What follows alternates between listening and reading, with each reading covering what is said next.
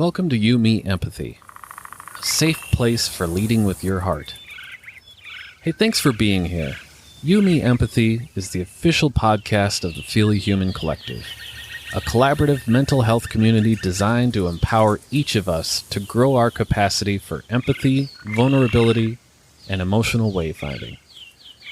Just a friendly reminder that this podcast is for educational and entertainment purposes only and is not a substitute for medical advice, diagnosis, or treatment. No one is just a silly boy with a feely heart.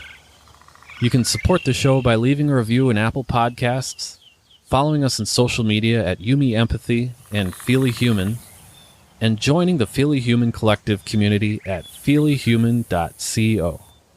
And now your host, Known Wells. Hello, Feely Humans. Welcome to another episode of You, Me, Empathy. My name is Known Wells.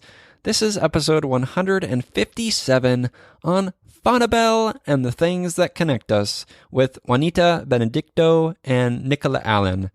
Juanita and Nicola are the creators of the new, very special, very beautiful tarot deck for children called Faunabelle. It's now on Kickstarter. It's gorgeous. I encourage you to go there and support. And the links for Faunabelle are in the show notes for this episode. They're affiliate links, to be clear. So I think each pledge through my link gives me 5%, something like that. Wanted to be clear up front. But it's great. It's wonderful. It's beautiful. I'm a supporter of Faunabelle on Kickstarter, and I think you should be too. In this chat, Nicola and Juanita and I, we talk about their mutual love of astrology, being mindful of the things that connect us all, how astrology and tarot are tools for self-reflection and self-knowing. We also talk about ayahuasca ceremonies, our favorite children's books, and shining the light on the parts of ourselves we sometimes don't want to look at, but must indeed. Again, really enjoyed this conversation with Juanita and Nicola. I think you'll love Faunabelle. I encourage you to go support them on Kickstarter. Truly, it's great. Again, the links are in the show notes. And if you have kids, even if you don't have kids, it's wonderful. It's a great tool. Check it out. I encourage that. It's feely. It's feely at the end of the day. And I love it. Anyways, before we get to the episode, though, I wanted to remind you that you can support me on Patreon at patreon.com/feelyhuman. Patreon is a way to support me on an ongoing basis. And in return, you get bonus episodes of this show every month, as well as monthly Zoom hangs. There are various reward tiers, merch, and other fun goodies. So if you like this podcast and you like me, maybe you can support me on Patreon. If not, and you don't have the money to do that, and that's okay, you can leave a rating and review in Apple Podcasts. That is the best way to support me, and it's free. It's free. So Patreon and leaving a rating and review in Apple Podcasts, that would mean the world to me. Let's get more ratings and reviews. That would be wonderful. Thank you. And I guess I just wanted to say, this is the last episode of, the last episode before Christmas. If you're someone who celebrates Christmas, this is the last episode. I hope you have a happy Christmas and a wonderful holiday. And if you don't celebrate Christmas, I love you too. We're all in this together. I'm feeling hopeful about 2021. I don't know about you, but I'm feeling hopeful. I feel rejuvenated. I feel like I've got big plans and big ideas for the new year, and I'm excited to share some of them with you soon. And let's continue together to make the world more feely. How does that sound? I think we can do that. Please follow Feely Human and Yumi Empathy on Instagram at Feely Human and at Yumi Empathy, and check out the Feely Human Collective, feelyhuman.co. If you're a writer and you want to write for the journal, I'd love to feature your writing. Or if you're an artist, let's collaborate. Or if you feel like you want to lead a workshop in this coming year, let's talk. Let's have a conversation. I would love that. Okay, Let's get to the episode, shall we? This is my wonderful chat with the wonderful Juanita Benedicto and Nicola Allan on Faunabelle and the things that connect us. Enjoy.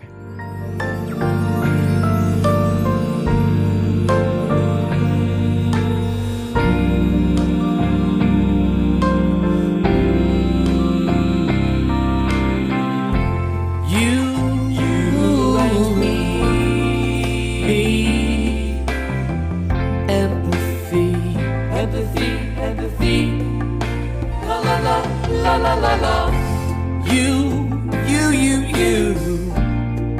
me, empathy, yeah, la la la. Welcome to You, Me, Empathy, the official podcast of the Feely Human Collective. On this show, we explore the struggles, the triumphs, the brights and the darks we face as humans trying to get by on this wondrous and overwhelming pale blue dot. The intent of You, Me, Empathy is to talk openly, without judgment, about our mental health, our neuroses, our shared anxieties and worries, to create a dialogue that is vulnerable and deeply human and empathetic, and to share that dialogue with others to inspire emotional and cognitive collaboration and insight so we can, hand in hand, break down the stigma that make us feel shame and guilt for struggling, for feeling our feelings, for being feely humans. You, Me, Empathy is a safe, friendly space designed to inspire the beauty in each of us. Today, I'm grateful to be here in a forest of warm, wonderful woodland creatures. Oh, and also with humans behind the brand new tarot project out soon on Kickstarter. It's Juanita Benedicto and Nicola Allan. Hello. Hey, Hello. hi. So happy to have you here. I'm excited to talk about Faunabelle, your new Kickstarter project. I'm excited to get to know you guys. Before we do all of that, though, we always kick off the show with an emotional check-in. Juanita, how are you feeling? My heart is pounding. I don't know whether it's from excitement or nervousness or both, but I'm happy to be here. I feel that. Yeah, Mm-hmm. Even though I've been doing this for in January it'll be 3 years, and I've been podcasting for like 8.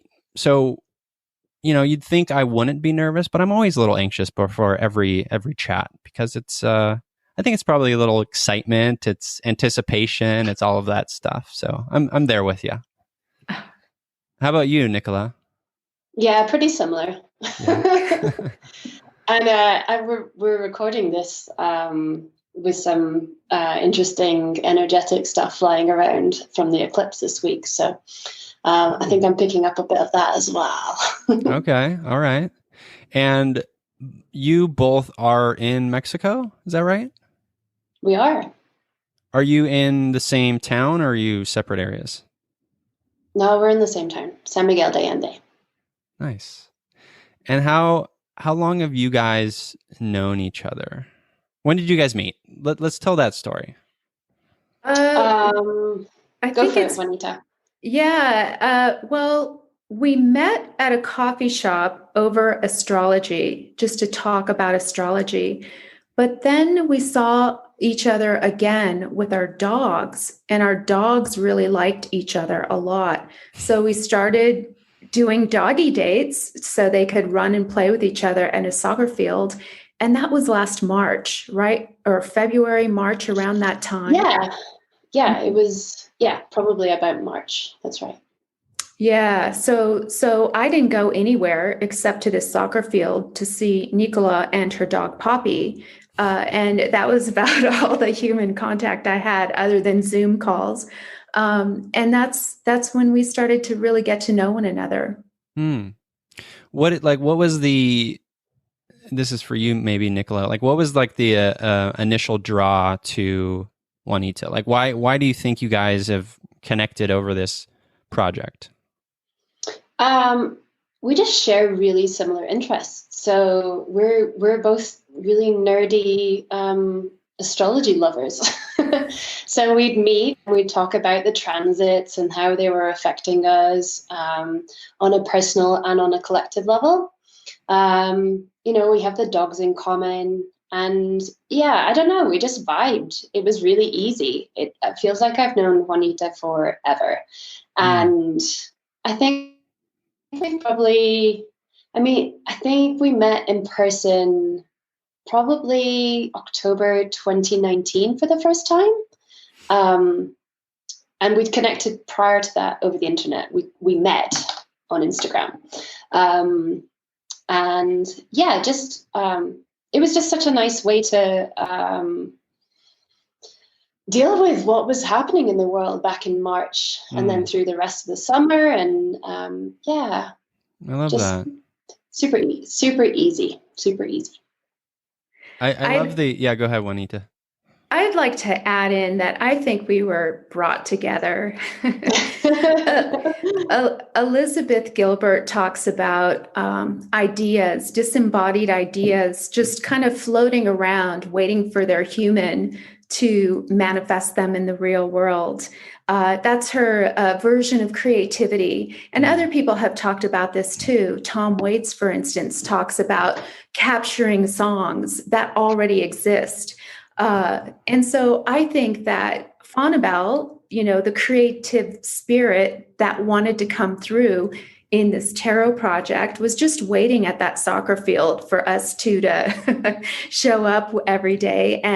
And she brought us together because Nicola has the art ability and I have the tarot experience. And it was both of our skills put together that could create this deck. Mm-hmm. Yeah. Juanita, have you always been into, and saying into astrology seems like I'm being flippant. Have you always had this passion for astrology and interested in it? I've always had a passion for the natural world. So I grew up and my favorite person was my grandmother, and she was a bit on the feral side. And I use that in the best sense of the word. She didn't wear shoes. She ate weeds. She slept outside. And so it was through her that I had this love of nature, and astrology just really kind of piggybacked on that love, getting to really live with the sky as an embodiment of self. And so, yeah, it's been, and then I grew up in the library. I used to go to the library all the time. And that was just the part of the library I was interested in, was all those books. So anything that had to do with astrology, tarot, psychic, past life stuff, all that, that section is all in the same part at the library. And as a kid, I would just read. And so my love for astrology and tarot grew naturally from that. I love the image you painted of a feral grandmother eating weeds and sleeping outside. That's right up my alley. I love that. Now, Nicola, explain for someone like me who really knows nothing about astrology. How would you describe it to a layperson like me? Oh wow, that's really tricky. If you were if you were head of the Church of Astrology and you were trying to recruit me as one of your children, how would you recruit me into your church? I think it's so there's this phrase that gets thrown around quite a lot, but there's quite a lot of depth and meaning in it. It's as above, so below. And it's a really nice way of kind of thinking about astrology, that it's something that connects us. It's just, it's what's happening up there is just a reflection of what's happening down here, and vice versa. It's not like the sky gods are, determining our fates, and, that's not the way we read it. It's just that everything is super connected. And it's also a tool, the most incredible tool for self-reflection. If you've had your birth chart read and the opportunity to sit down with a really skilled astrologer, you'll learn so much about yourself. And yeah, it's just this amazing tool that I think everybody should be using. Yeah.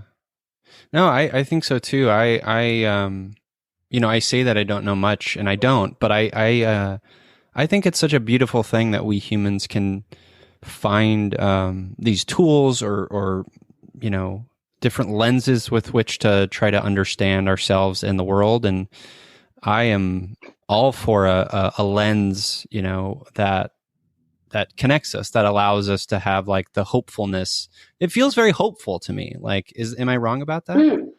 No, I would totally agree with that. It's almost like it shines a light, certainly on the darker parts of yourself that maybe you've had shame attached to, or bad experiences, and it just allows you to look at them as a whole and go, oh, okay, that's just part of my journey. And I think it creates just more acceptance of those, the bits that we would rather sweep under the carpet. It's kind of throwing it back and going, okay, this is just who I am. This is just part of my journey. Now, I want to ask both of you this question, but first to you, Nicola, like, what are some of those bits that you wanted to put under the carpet? Ooh, okay. Wow. So I guess, like in terms of astrology, like I would say that I'm a late bloomer in terms of getting to really know myself. So I'm Libra rising, so I'm a bit of a people pleaser. And so I found myself, hi. So I found myself on this, this path that just really wasn't right for me at all. I qualified as a lawyer. I didn't have any space for creativity in my life. And subsequently, having looked at my birth chart and the way it's designed, is that it has to be part of my life. It's it's part of who I am. And so dealing with that, letting go of this need to keep people happy in terms of my career and just the journey to get to know myself. That's certainly something that I've had to drag out from under the rug, and just to look at all the the component parts and try and piece them back together again. Because I really didn't know who I was, and it's taken, I think, probably up until my early 30s to really unpack everything, accept it all, and move on forward. I mean, I would say that is what life is like, is the knowing journey, right? I don't think it ends. Like, I don't think there's like a finish line or a box we checked or something, like. But I've been, I think similarly, I'm 39, and I think it wasn't until my early 30s where I really started doing the quote unquote work on myself in that sort of self-exploration, self-actualization part of my journey, And I think before, and I wonder if either one of you can relate to this, before, like, I think I was putting a certain lens of shame on myself about that in regards to like you said it yourself, Nicola, late bloomer. Like like I read like, oh, maybe there's some judgment there. Like, she's like, oh, I should have done it sooner or something. Because I know I've done that to myself. Like, oh, I should have why did I have to go through all this trauma or whatever? And now I'm like, I have to wait till like I'm 35 to really start doing the work. Like, gosh, all the missed opportunities. But that's the thrashing and gnashing of teeth we do as humans, looking back at our missed opportunities or whatever. Totally. But I don't know, we're all on different timelines here. I think the problem is that wider society is like, oh, you need to go do this at this age, or you need to go, here, then, and it's so prescriptive. But yeah, I think that's where the shame comes from. It's like, oh, well, I should have. It's all the shoulds. Yes. I should have done this by this point. I should have got involved here at this point over there. And yeah, I think once you start to let that go, like life really opens up. I think that's why astrology can be so helpful. So, as a consulting astrologer, I see late bloomers, early bloomers, all kinds of bloomers that I work with.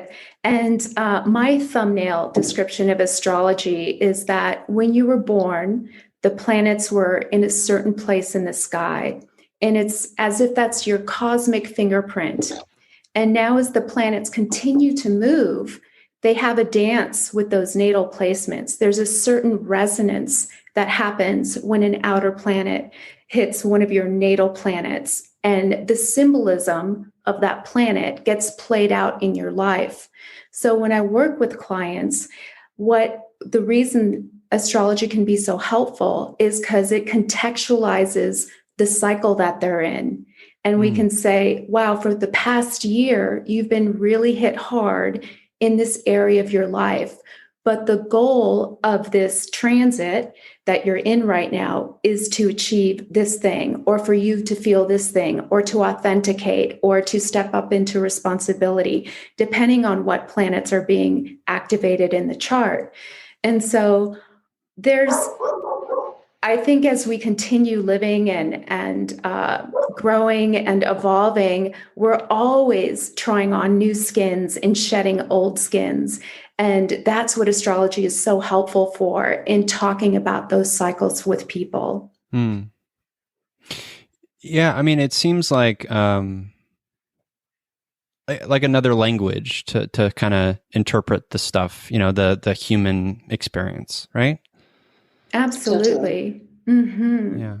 And to feel seen, because I feel what people really want and a very successful or a good astrologer can do is help the person be seen. So usually when somebody goes to see an astrologer, it's usually at a time where they're at a crossroads or there's some kind of struggle. So to be able to really speak to that person and talk about, you have this potential. Your chart indicates that you'd be really good at this. And so oftentimes these are trigger points where the person can understand, well, I have a choice right now to either keep doing what I have been doing or go in a direction that really makes my heart sing. So Juanita, I asked Nicola this, like the bits that she swept under the rug, so to speak. Were there, moments like that for you in your astrology journey and figuring out like who you are? Yeah. Yeah. My biggest thing was I was a single mom. And because of that, every single choice that I made had to do with taking care of my two daughters. So what pays the most? What gets the best insurance? How am I going to put bread on the table? How am I going to do all these things to fulfill my responsibilities? And it wasn't until I was 50, I'm 53 now, it wasn't until I was 50 years old that I did what I actually wanted to do with my life, which was to follow my passion, which has always been astrology and tarot.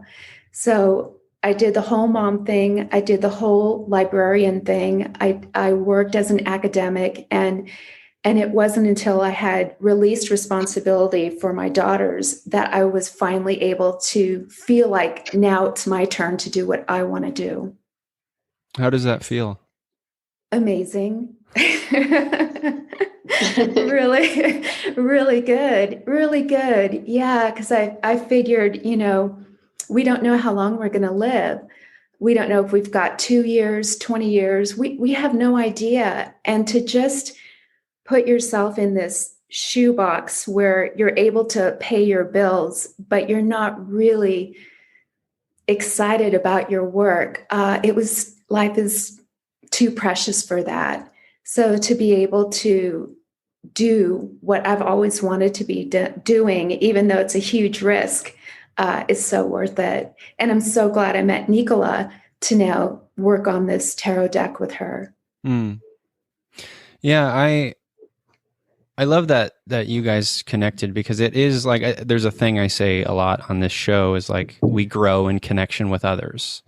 And I believe that. Like, I think that's like, this show is what it is, but it's only, it's like on the hearts and backs of like all of these amazing people I get to connect with and learn from, right? And grow with. And I love that, like, astrology can be this thing that allows us to connect, but also, you said it, Juanita, you said it very well, which is allow people to be seen. Like, that is a hard thing to do, and I think it's a thing that we need, like, for our mental health, for our communities. Like, I think I know, like, growing up in the environment I did just wasn't seen, like, I had a very violent father and, narcissism, and felt very alone in a big family, and I know how painful that experience was. But, as I started to, like, sort of come into my own self and my own mental health journey, like, finding spaces where, really the first time I was seen was like my life partner, Jessica. She saw me for who I was, and she was like, "You need therapy. Go get therapy." And I did. And, pretty much saved my life in that process. But, like, there's so much artifice, and there's so much baggage we take on, and there's so much just bullshit, that we take on. And we put up walls and borders and all these things. And, like, we need to shed all of that, and we need to really see each other for who we are. That's just a soapbox thought I had. It's a watershed moment when you are truly seen, when you feel like somebody really gets you, whether it's they've sat and they listened to you and they just told you what you had said to them, or whether it's them picking out the perfect present for you in a way that you're like, wow, this person gets me. It changes you. It changes you because connection changes people. It makes them stronger and more of who they're capable of showing up as. Yeah. Do you, either one of you, do you use the word mental health? Do you think about your own mental health? Every day. I'm always checking in with what's going on. I have like a little check-in in the morning, and I'm very, very, very close to my feelings. I think I'm pretty lucky that there's no disconnect there. It's like, okay, I'm waking up with this today. I'm examining, where's it come from? What's happening in the sky? Like, how am I being tested? What's coming up in my day? How am I going to handle it? And I run a lot to deal with anxiety.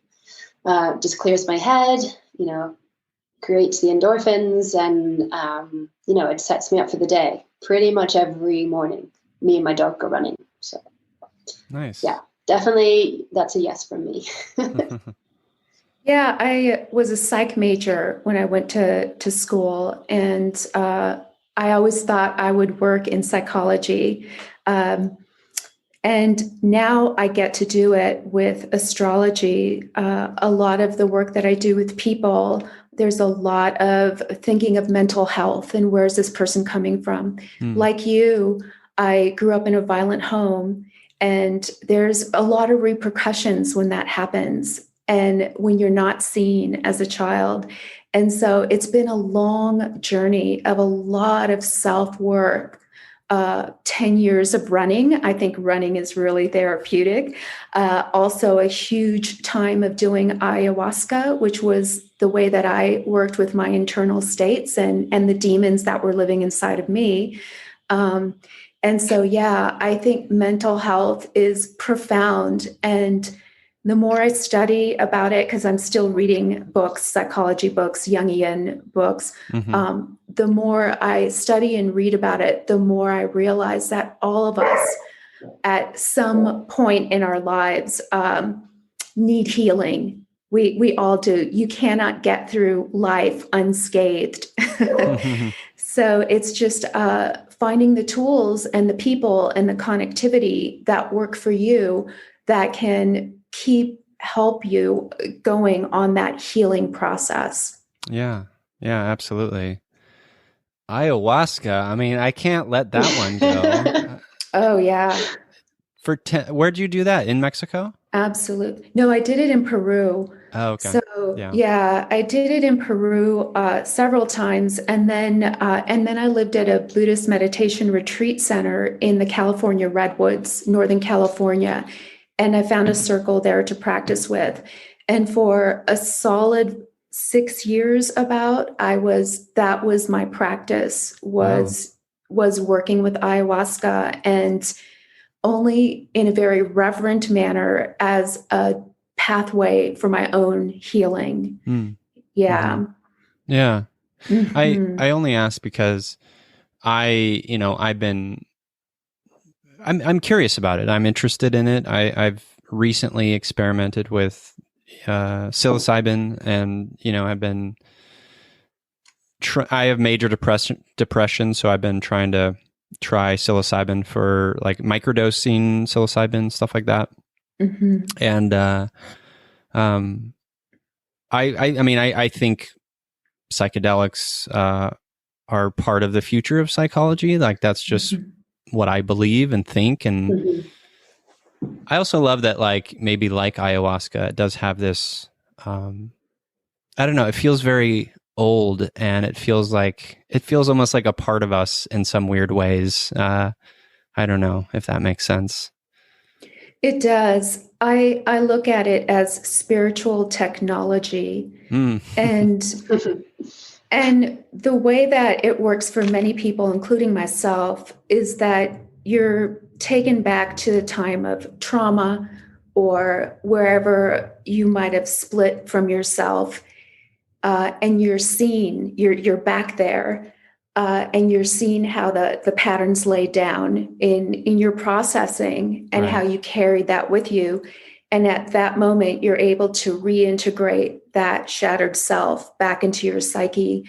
And when you come out of it, a lot of people report like they're no longer addicted to alcohol or heroin, for instance, that years of depression have left. There's a lot of different benefits from taking it. But again, it's all about setting the people that you're with and the environment that you're in during that time. So, of course. Yeah, of course. Mm-hmm. So I want to get into a little bit of how Faunabelle came into being, and like where, because like so I'll just back up for a second. I started the Feel Human Collective, like back in May of this year, thinking like I conceived of it in 2019, and then I launched it early this year in May, and with the idea of like doing workshops and empathy workshops, mental health workshops in schools and businesses and things like that. And I did a few, and then obviously a pandemic struck and I couldn't do anything, because those things are meant to be like in-person things, right? And I my aim with it really is to make us, all of us, kids included, a little bit more in touch with our feelings, with our emotions, have a bit more curiosity around the world and our relationships and all of that, right? Allow us to develop that curiosity into our emotional states and beings, And I think kids can learn that too in ways. And so I say that, like, let's just back up. Sorry, I'm all over the place. Where did the idea come from originally? Let's just start there. Nicola. So on one of our doggy dates, we're walking around the field, I think, because our dogs have this tendency to like jump into us like when they're playing. So we were walking, and I've always loved walking for idea generation. It just it's just that meditative kind of like, pacing the ideas, as Juanita was saying, they're flying around us. And I honestly can't remember exactly what we were talking about, but it was, maybe Juanita can fill us in on this in a minute. But for me, it was, I think we were just talking tarot, and I just dropped into conversation. Oh, I've always wanted to illustrate a deck. And Juanita was like, oh my God, I've always wanted to create a deck. And it really, we just started working on it like literally the next day. There was just no question that this was the right thing to do, to create a partnership and to use our respective skills and experience to make something beautiful. That's how I remember it. Yeah. And when Nicola said, I've always wanted to illustrate a deck, I knew her art. I loved her art. It was children's art. And so I was like, why don't we do a children's deck? It would just work. And we got so excited. I think she just, she started working, and yeah. And where, like, how did that idea go from, the moment where you're talking about it and you're like, I've always wanted to do this. I've wanted to do this. And then take it to like, oh, this should be for like kids. Immediate. Yeah. Immediate. Mm-hmm. Why do you think that is? Because it's not our idea. We've downloaded. There you go. That's right. You said that at the top. I should be more informed here. Yeah, we are actively helping this idea move into the physical realm, and Nicola's doing it with her art, and I'm doing it with my heart, and we're just bringing her out so she can work with tarot readers from children to seasoned readers all over. I mean, kind of paging through your Kickstarter preview and your site and all that stuff, it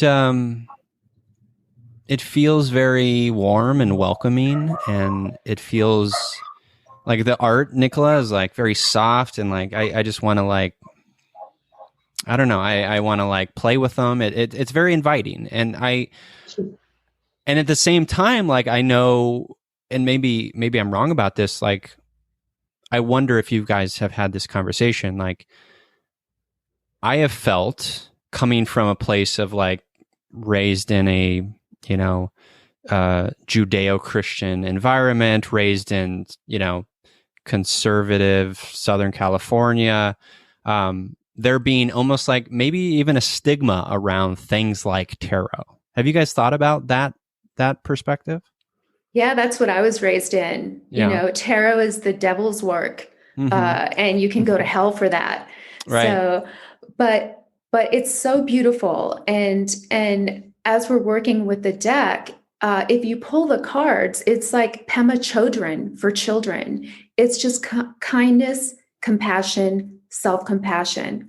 So the folks who have a stigma with tarot, and I say this in the nicest way, are ignorant of what tarot is. They just don't know. They've been told by their church or their pastor or their deacon or whatever programming that they grow up with, that this is what tarot is.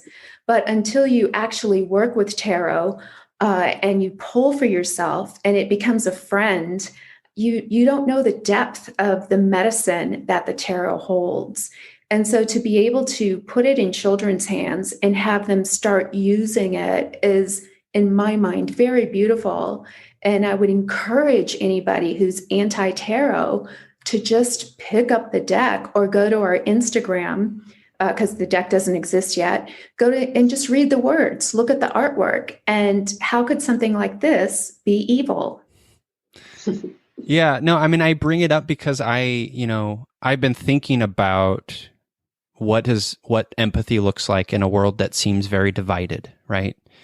And I thinking about my own empathy practice and how I'm gonna continue my own advocacy work in mental health, in equity, all of it, right? Like, and yet the world seems very divided. It seems very binary when, as you guys know, the world isn't binary, right?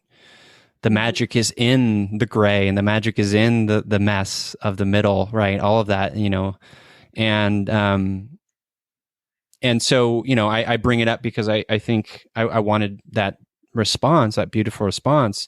And just to tell the listeners, like, if you guys are parents of kids or just yourself, you don't have kids, like, these are tools that allow us to like find that middle and find the healing and the conversations that can happen in that middle that can bring us together. Like, these are just tools.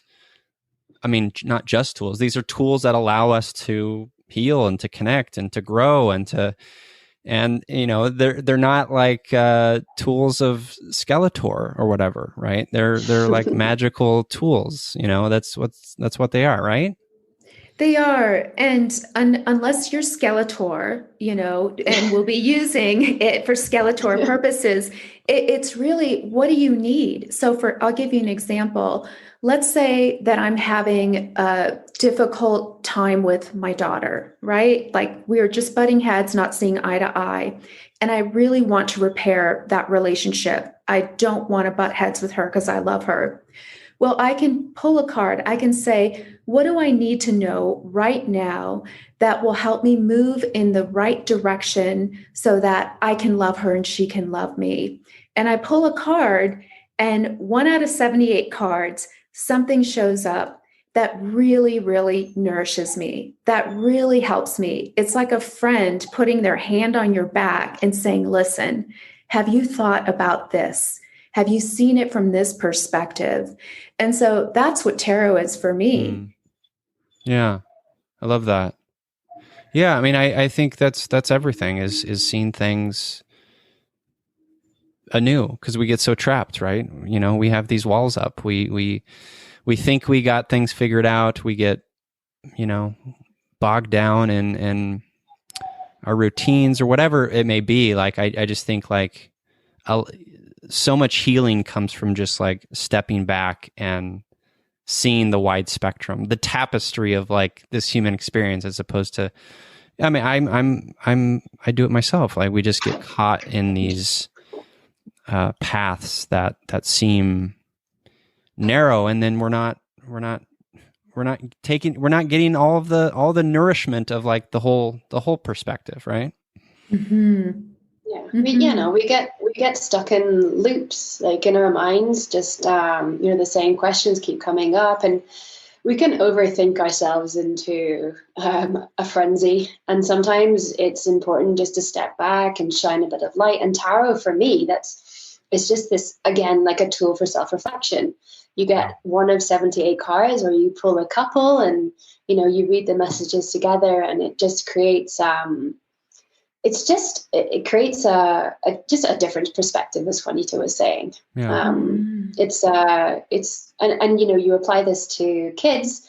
You're maybe sitting with your son or daughter, and they're having trouble at school, like maybe they're being bullied or something, and you pull a card with them, and it just opens up discussion. It's like, what's this little bunny going through right now?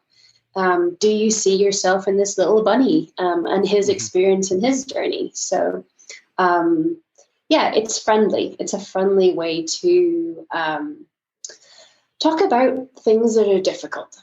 Mm-hmm. I love that.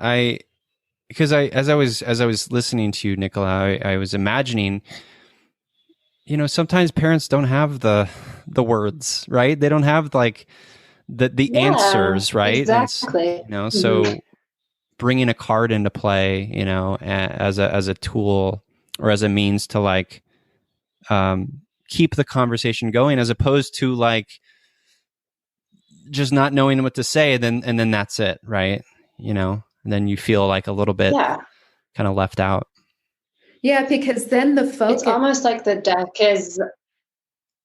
Sorry, go on. It's you take the focus away from like parent-child, and now there's a common focus here, and it's this card. And it becomes the safe space to talk about what's happening. Like, is there bullying going on? Is there a feeling of I can't do it, or I'm this or that? So rather than the child saying, the child can say, oh, that bunny in there is feeling this way. So it creates a safe container to talk about things that are hard to talk about. Yes, I love that. A container. Because it does, without sometimes those containers, things feel so big. They feel so burdensome, so having that container, I love that. Mm-hmm. Yeah. So, you mentioned on your website, kindness, compassion, beauty. These are three things that are mentioned a few times. Why? I mean, I can make many arguments, but why? I want to hear from you. Like, why kindness, compassion, and beauty? What does that mean to you? I'll start with the kindness and compassion. Before Nicola and I started talking about this deck, I was reading a book by Pema Chodron, and I read her all the time because when you read her, she's a Buddhist nun. You read her work, you feel like there's an internal blanket just coating your heart.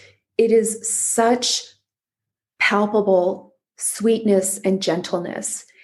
And I was thinking of, how does Pema Chodron do this? How does she make me feel like I'm completely held? And then I showed up at the dog park and I talked to Nicola about an ice cube, what Pema Chodron said. And I can't remember the story now, maybe she does. But it was that day or the day after that we thought about doing a deck for kids. And because I was so immersed in Pema Chodron, and I've always been a fan of how gentle she is and kind, and how much it's really about self-compassion, like really holding yourself in a space of love and nourishment, that I thought this is what children need. I know that I would have needed that when I was a child. And then Nicola can speak to the beauty. Well, I don't know. I like Libra placements for me. Everything has to be beautiful. Everything has to be balanced. I mean, I drive Juanita crazy because I'm like, oh, that's not quite the right shade of gray. But for me, like illustration, particularly the stuff that I do has lots of depth. It's sweet and cute as well as beautiful.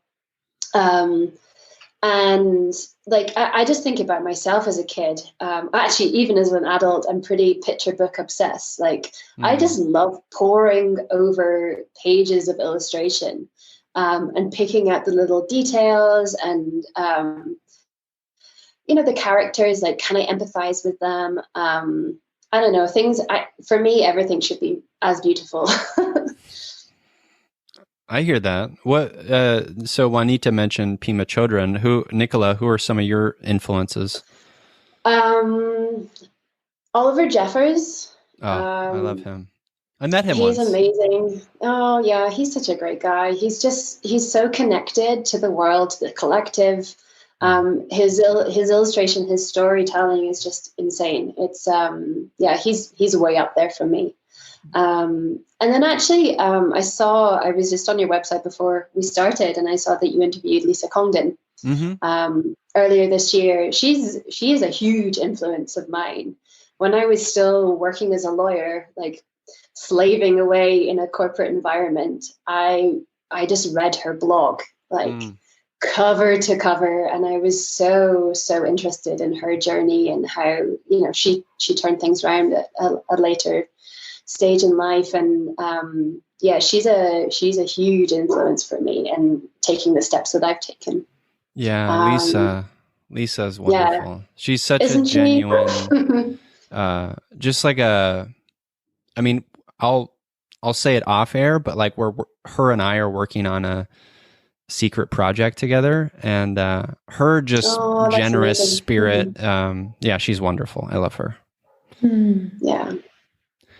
So and countless others. Countless others. I mean, I love picture books. Like my wife Jessica and we don't have kids, but we have, I don't know, hundreds of picture books, because I think they're just like a beautiful medium we're book nerds. We had a book themed wedding. You know, we read a lot. We both have literature degrees. She teaches writing and English in college, and I don't know, the medium of picture books. There's something about it that's very special, and I think it's just the mixture of the illustration and the writing and like, you know, Faunabelle, I think like that it can be a thing that can be for kids and for parents, right? I can attest to that. I was a librarian for many years, and part of librarianship, I was a children's librarian. So I did story times, multiple story times every week. Nice. And I would pick a picture book, always with the parents in mind. I knew the parents that were coming. I knew what they wanted. And so as I picked these picture books, you know, the kids were delighted for story time. They'd really enjoy it. But it was always the parents. They were the ones who were in the back row crying or, you know, like, you know, tearing. And picture books are really powerful, I think. Okay, here's a fun question. What was a picture book you loved as a kid? Hailstones and Halibut Bones. Oh, okay. It's a picture book about color. So it was poetry, beautiful, beautiful images that were combined with these beautiful images of color. Amazing. How about you, Nicola? The one that comes to mind is, you know what, you put me on the spot now. I cannot remember the author. She died recently. It'll come back to me. A picture book called Mog, about a really naughty cat. And I don't know, I had a cat at the time, or my parents had a cat at the time that looked exactly like Mog. And I just transposed all of those stories onto my cat. So it kind of fired up my imagination. Mog, I love that. Yeah. The one I remember, I think it's called The Little House. Do you remember that one? I don't. It's about a house that's like in the country, little guy that's, you know, anthropomorphized this little house. And then, you know, as time goes by, the city starts like building around this house. And then he gets like, you know, sort of upset, and then they move him back out to the country kind of thing at the end. It's very sweet. Oh, that's cute. Yeah. So this tarot deck, why Kickstarter? What was the strategy there? I don't know if it was as much a strategy as it was something we both knew. We thought, it just all came out, you know, when she said, I've always wanted to do a tarot deck. And I said, let's do one for children. And then it was like, let's do it on Kickstarter. It was like, we made the whole plan in like 2 minutes and then started working. So I think Kickstarter was a strategy just because we were both familiar with Kickstarter and we both backed Kickstarter projects before. And so we went that way. Do you feel like it's going to be a successful campaign?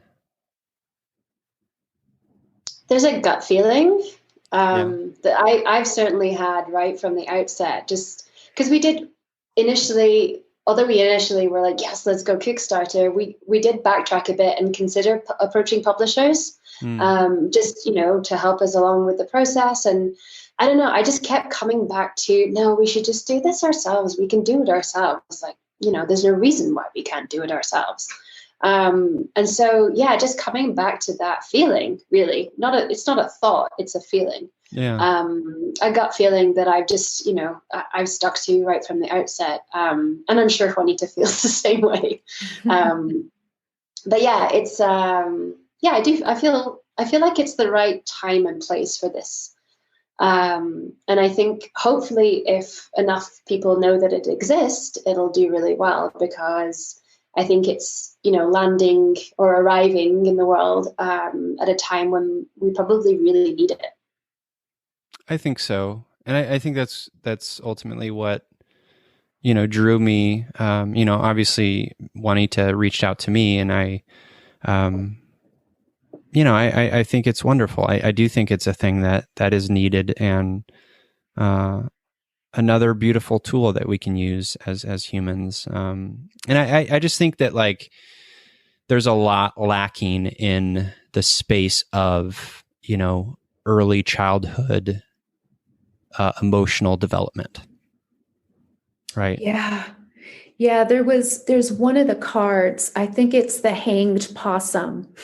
And when we pull the hanged possum, it's about being in the discomfort of stillness and kind of not distracting ourselves out of that discomfort with things that aren't good for us.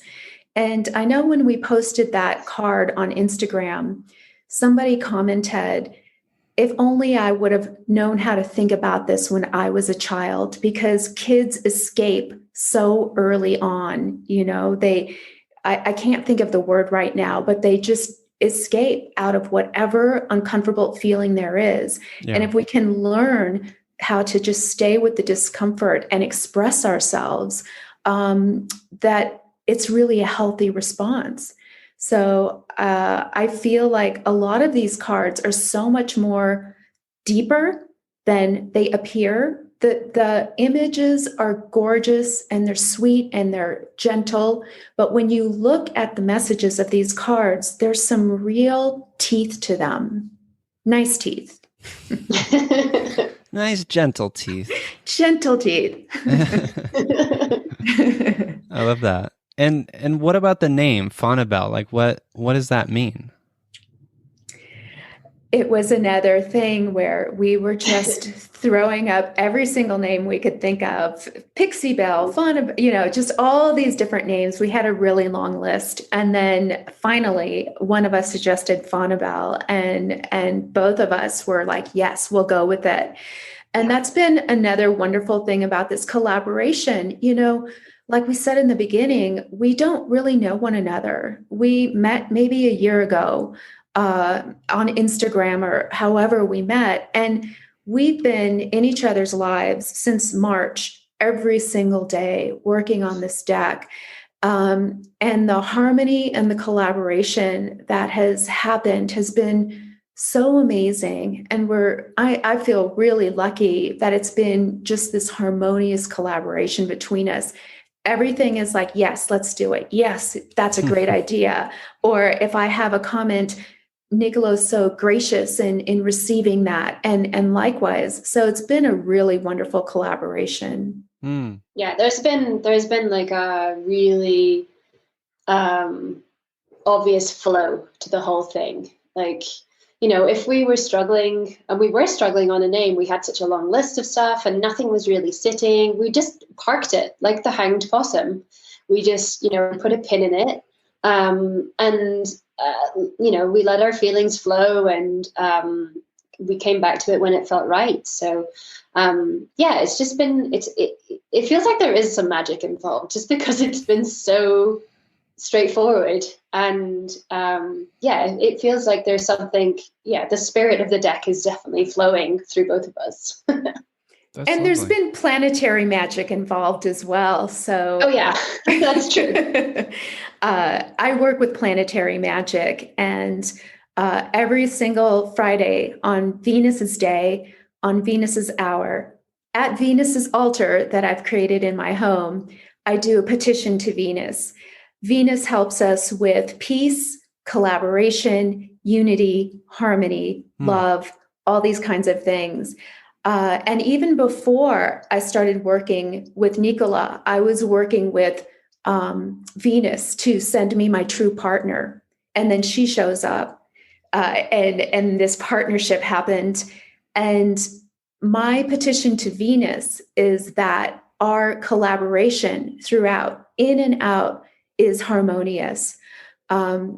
And so that's the planetary magic part. But we also made a pact with one another that what would be the most important thing besides getting this deck out into the world was that every piece of it was made in harmony with one another, and that there was flow because it comes across in the personality of the deck. I love that. Yeah, it sounds like a very safe, beautiful, joyful, just creative, back and forth. Yeah. Yeah. So how do you think, help me understand, like, if I am going to try to apply the lens of empathy on this tarot deck, like how does empathy play a role? Well, for one, we've got these animal ambassadors, right? And so let's say that we go back to that question of what do I need to know right now about repairing my relationship with my daughter, or in a child's perspective, my brother or my friend? Well, when this child pulls a card, they receive an image of an animal. Maybe it's the hanged possum. Maybe it's the goat devil. Maybe it's the rabbit fool. There's all these sweet animal characters that the child can empathize with, as if this animal is going through this, and this animal is now sharing with me their wisdom and their knowledge. So there's this empathy of feeling first for this animal and then feeling for oneself. Gotcha. Yeah, that makes sense. Cool. So it's out on Kickstarter on when is it out? 19th? The 19th, yeah. The 19th. Okay. And how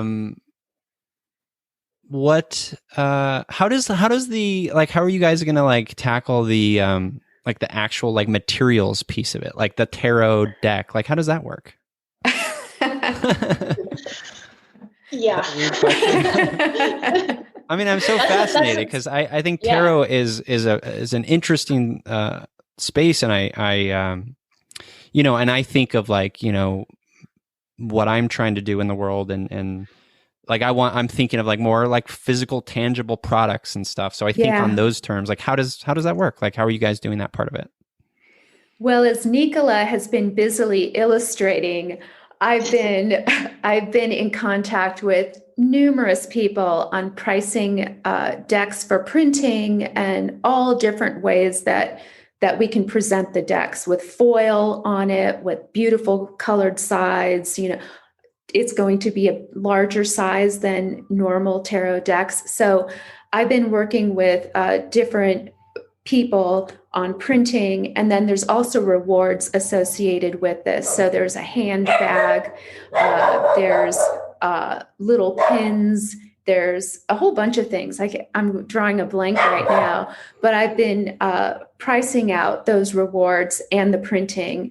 So then when our Kickstarter is successful, I'll be able to just say, we're ready, we're putting in our order. And so all of that is just waiting to fulfill our Kickstarter.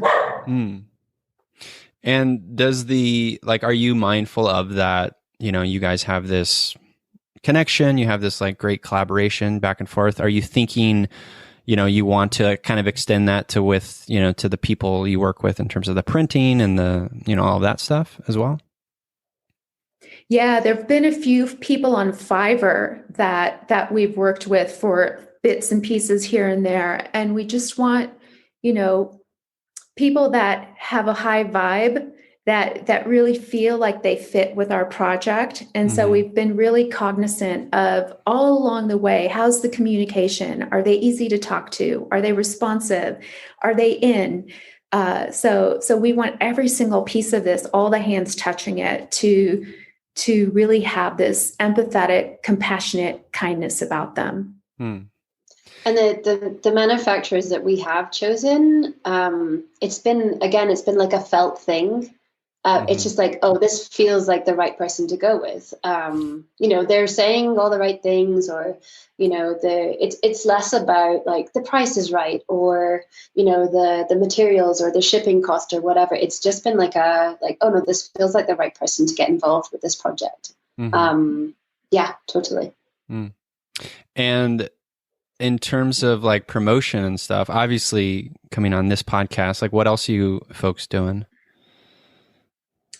Well, I've sent out 85 emails and letters. Wow. And yeah. And I keep thinking there's more that we need to do. Nicola created this amazing filter where it's so fun. You can pop on Instagram and do the filter, and it shows a tarot card above your head. And so Instagram ads, things like that. If you have any ideas, we're really up to it. I'll be writing an article soon and publishing on Medium about the creative spirit, and how ideas are disembodied creatures that just want to find a human to express them. Mm-hmm. Not my idea, Elizabeth Gilbert's idea. So we're doing everything that we can, and it's our first Kickstarter, so it's really a huge learning curve. Yeah, and it's going to be great. I mean, it's such an amazing idea. I think, it's the perfect time for this, as you said. So I think it's going to be a success. You guys, yay! Yeah, we hope I'm getting kind of I've been so oh no, it is that gut feeling I was talking about earlier. But now it's getting near. I'm just actually, I'm getting kind of nervous. Yeah. But still, I just keep going back to that gut feeling. I'm like, no. Don't let the fear come in and take that away from you. So. Yeah. And I mean, I you know this already, but maybe this is for the listeners. I think anything we work on, you guys have talked about the beauty of this collaboration already, and your relationship, your own relationship, and what you've got out of it already. And that's, if it was just that, that's a beautiful thing, right? Mm-hmm, mm-hmm. You have this cherry on top, which is a product, right? But it's also this beautiful thing that has led to it, Yeah, and I keep going back to, if this thing wants to exist, it's going to get out in the world no matter what. Yeah. So it's found Nicola. Stubborn. Through 85 emails. I mean, it's found Nicola, it's found me. So it's done that part of the job. Now it needs to find the eyeballs and the people who are going to help. And it's we're all collected. We're all connected. And when these things want to come out in the world, they use everyone. So I feel whether or not the Kickstarter is a success is really not the issue. It's really about this idea making itself into the world. It will find a way. Yeah, I feel that. Yeah, I love that. Before we, share the URLs and all that stuff, let's talk about empathy heroes. We always kind of wrap up the show each week talking about the people in our lives who are empathetic, feely, sensitive, compassionate people. I'm going to go first, give you guys to think about your own empathy heroes. My empathy heroes this week are the three gals that I chatted with, Jen, Suzanne, and Claudia over at Patreon. My Patreon, patreon.com/feelyhuman is the space where you go to that.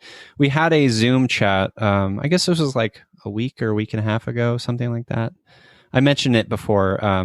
The topic of that Zoom chat was advocacy in a divided world and what that looks like. And it was just such a inspiring conversation. Jen, Suzanne, Claudia each had just amazing things to say. We kind of went back and forth, and out of it, we decided that we're all going to kind of set up homework for ourselves for the next year in terms of how can we better our advocacy, work. And it was just very inspiring, and it made me hopeful for the future. So those folks, Jen, Suzanne, and Claudia, are my empathy heroes this week. Mm-hmm. How about you, Juanita? Who's your empathy hero? My empathy hero is Madre Lourdes. She was a mother superior of the convent that I volunteered at for 4 years and lived in. And every night she would go, the convent housed a whole bunch of little girls that their parents couldn't take care of them, so they lived at the convent. And she would go and she would sit with them and she'd play guitar and sing, spending each night with a different girl on her bed as she sang. And I remember one of the things that I used to do at the convent was coordinate volunteers. And there were always goodwill, big-hearted people wanting to do huge projects there. And Madre Lourdes just looked at me and said, all these girls really need is love. That's all they need. And she said it with such sincerity, and her example was so strong to me of what love looks like, that she's my empathy hero. I love that. Mm-hmm. How about you, Nicola? I think for me, it's not one person. It's just people who show up and share their stories and allow us all to empathize. People who shine light on the darker parts of being human. These are conversations that I have with friends or just people who I come into contact with, or I don't know. It's just, when someone shares something that's really close to their heart, or is like a scary subject for them, or there's shame attached to it, but they come out and they're brave and they share their story and they're vulnerable. Those are my heroes. Yeah, mine too. Absolutely. Okay. Where can the Feely humans out there, where can they go? Like the Kickstarter URL, do you have where do they go? Where's the space where they should learn more about this and support it and, give it all of their monies? Probably Instagram is a good place to start because you can get a good look at the art. Okay. It's got links to our Kickstarter. We've shared lots of snippets of the animal investor messages as well. So if you want to get a feel for the project overall, that's probably a good space to go. Our website, Juanita, handle? It's Faunabelle. Instagram handle is Faunabelle Tarot. Awesome. Yeah. And then our website is Star, Stone, and Fable. And then there's a little button that says Tarot Deck once you get there. And that also will take you to all the links as well. Amazing. Well, listeners, all of those links will be in the show notes for this episode. Nicola, Juanita, thank you for being a part of You Me Empathy. I feel like I was kind of all over the place, and I'm just going to own it. So hopefully it was okay. No, it was an awesome conversation. Thank you. Yeah, thank you so much. You're very welcome. And to you listeners, as I always say, I'm here, you're here, we're here together on this wayward, overwhelming, awe-inspiring, pale blue dot. We have each other. It's You Me Empathy.